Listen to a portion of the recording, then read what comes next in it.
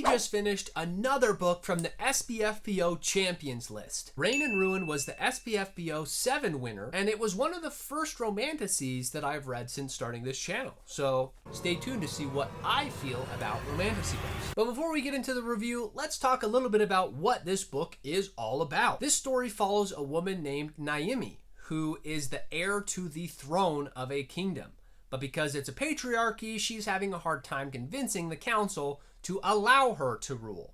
They're just trying to marry her off so she can become irrelevant, essentially. So her father, which is the sultan of this kingdom, is rapidly losing his memory. And she has a good relationship with him, but she is also trying to secure her succession before he becomes too much of a liability to her rise to lead. And she's a good leader, but part of their strategy is to forge an alliance with the neighboring kingdom, which broke off hundreds of years ago. And this is where we're introduced to Macrum. He is the second prince in his kingdom, but he is shunned and disrespected because he is a death mage. But when he hears that his older brother, who is the ruler of the kingdom, is going to reject the offer of peace and alliance, he decides it's time to rebel and become a diplomat to try to foster relations, even though he's not good at that at all. So with that context in mind, let's dive into this indie review.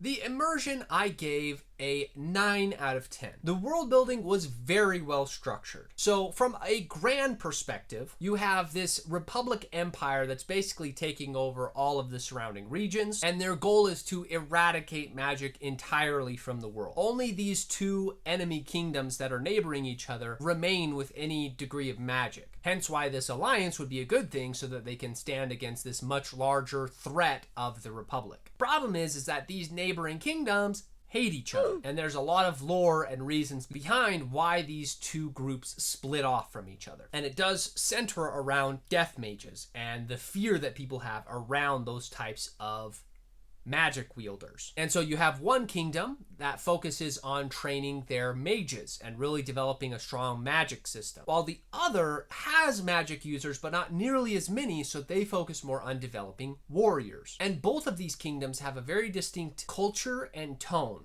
even though there are still similarities since they essentially come from the same original kingdom. Zooming down on a smaller scale, you have deep and complicated political maneuverings between Naomi and her council, who are just constantly trying to undermine her authority. And of course, you have a belief system rooted in the wheel, which is basically their magic system that has 6 different spokes. But because the two kingdoms are divided, the wheel has been out of harmony, which puts all of magic at risk. So all of these different things just made the world building just very engaging, very interesting. It made it feel very real. The stakes were very high. So everything about it just was incredibly immersive. I really enjoyed this world that we were able to dive into. Now, the names I gave a 10 out of 10. If you're a lover of strong female main characters, you'll love Naomi. She was so brilliant and cunning and ruthless and just such an interesting character to follow, because she's just spent her whole life buried in politics and training under her father. She just knows how to play this game very well. She's also ambitious, wanting to reunite the wheel and forge alliances for the benefit of her kingdom, but she also doesn't want to rule beneath a man who's taking all the credit and kind of undermining her authority. So she's just all around great. And to top it all off, she's an extremely powerful air mage. So she's a threat both physically and strategically to a lot of people. Macrum is like I said, the prince of the other kingdom, and is pretty much the exact opposite of Naomi. He's very rough around the edges and always tends to speak his mind, which gets him into a lot of trouble. But he's an incredible warrior and strategist, and also very charming. But he's also a death mage, so he has to keep his powers hidden so people don't fear him or try to kill him. So he's like constantly burdened by this reputation that he had no choice in, and he just has to bear the weight of that. And even the side characters were very engaging and interesting and had a ton of motivation and depth and interest. So they were just all very engaging. The story just was very compelling and everything felt very realistic. And because this is a romantasy, we get to see how Naomi and Macrum slowly fall in love over the course of the story, if you like that type of thing. I personally don't like it, but I'm also not going to deduct points because it did work for the characters of the story. So that's why it still got a 10. The magic I gave a 9 out of 10. As I mentioned earlier, the magic system is based on a wheel. So there are balances between all the different types of magic users. And a lot of them are elementals. So you have different mages that are fire, water, earth, air, but then you also have death and life mages. And although they can still wield magic in the typical elemental magic system style, they also have very unique skills with their different categories. Like Naimi is an air mage, and that allows her to hear things that are going on at a great distance, or to whisper something and have it go directly into someone's ear. So that's pretty cool. It's a very unique take on some of these elemental systems. We see how the magic is used on a minor scale, and occasionally we'll see the magic in like some battles and stuff. We don't see a ton of the magic in action, but when we do, it's pretty epic. So I really enjoyed seeing how the different magic spokes kind of interacted and engaged with each other, and the consequences of using that magic.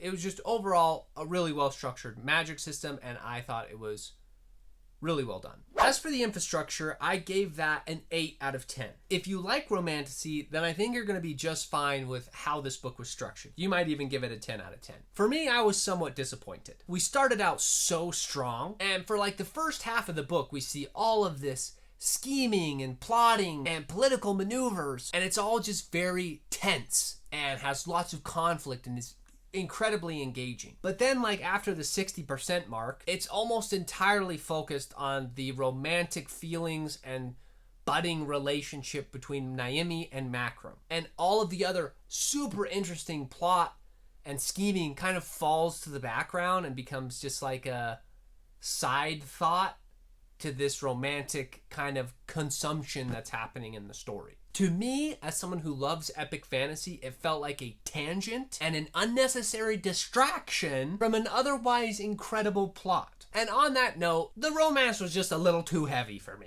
okay? I'm okay with a little spice here and there, but it needs to feel appropriate within the story, and I don't need graphic details either. So for me, it just felt like way too much. Like it was just chapters and chapters of them just thinking about how much they want to have sex with each other. And then it was chapters and chapters of them having sex. Like I would be skimming the chapters because I don't want to read all that. I'm not interested in all that stuff. I'm sitting here skimming through this book and I'm like, okay, the chapter's done. I want to make sure I don't miss anything. So I'm just kind of skimming.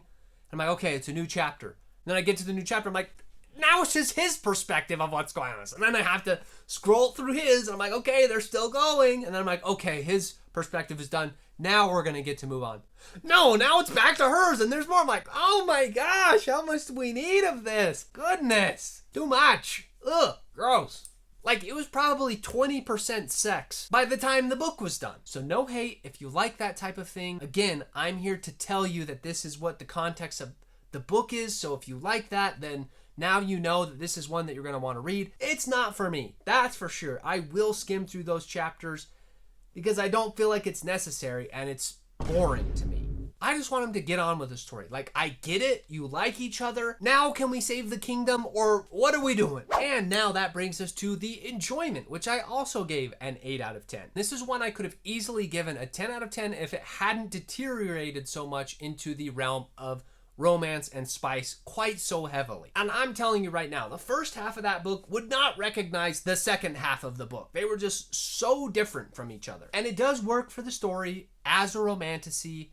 I'm not saying it doesn't. I know this is a well-loved subgenre, so I get that it has appeal to it. I just personally don't enjoy that much of a focus in graphic detail on the romantic aspects of a story. It's boring and irrelevant to me, and I feel like there's more important things going on that I'd be way more interested in learning more about. So there you have it. But with all that said, that still leaves Reign and Ruin with an overall score of 8.8 out of 10. If you like romantasy with lots of spice, then I think you're gonna really like this one. If you like epic fantasy, you'll still like it. You just might have to skim a few chapters to get back to the good stuff. So do with that what you will. Now let's judge the book by the cover. I think the cover is really well done. I think it is really elegant. It's clean. I like the white and black contrast. I think it also depicts their powers and their differences really well, and it shows the dynamic between these two main characters that fall in love. So I actually think it's a very engaging and interesting cover.